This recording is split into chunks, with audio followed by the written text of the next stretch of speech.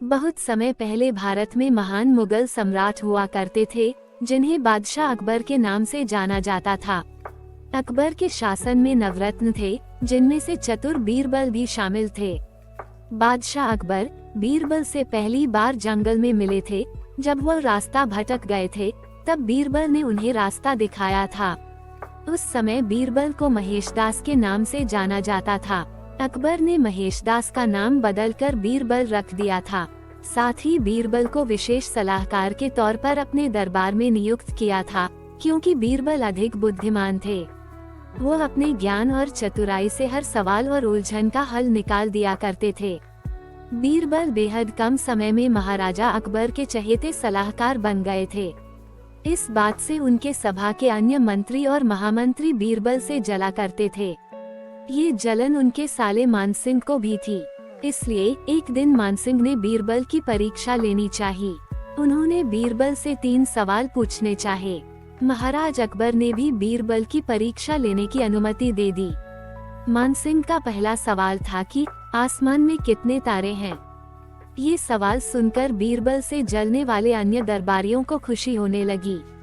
महाराजा अकबर भी सोचने लगे कि क्या बीरबल इसका जवाब दे पाएंगे।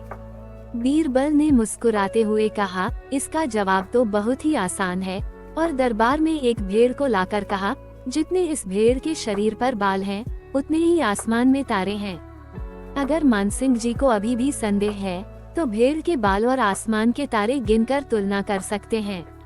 बीरबल की चतुराई देखकर बादशाह अकबर मुस्कुराए और कहा, क्यों मानसिंह जी, आप गिनकर तुलना करना चाहते हैं। मानसिंह इस पर कुछ नहीं बोला। उसने सोचा पहले सवाल में तो बीरबल चतुराई दिखाकर बच गया। मानसिंह ने अब दूसरा सवाल किया, धरती का केंद्र कहाँ है। मानसिंह का अगला सवाल सुनकर बीरबल ने तुरंत जवाब दिया, जहाँ आप खड़े हैं वहीं धरती का केंद्र है।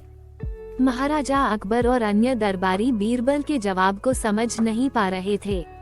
फिर जहाँ मानसिंह खड़े थे, वहाँ बीरबल ने एक रेखा खींचकर लोहे की छड़ी गाड़ दी और कहा, यही धरती का केंद्र है।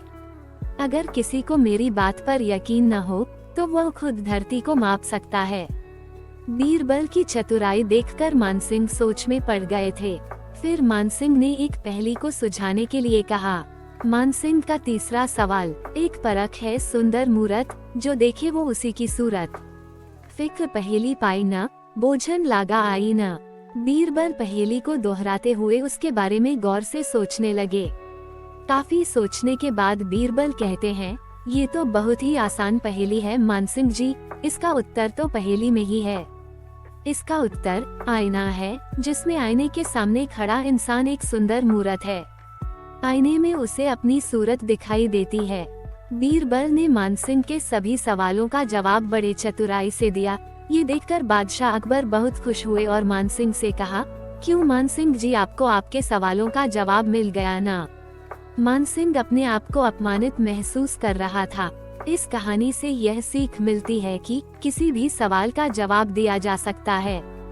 बस खुद पर भरोसा होना चाहिए और संयम से काम लेना चाहिए।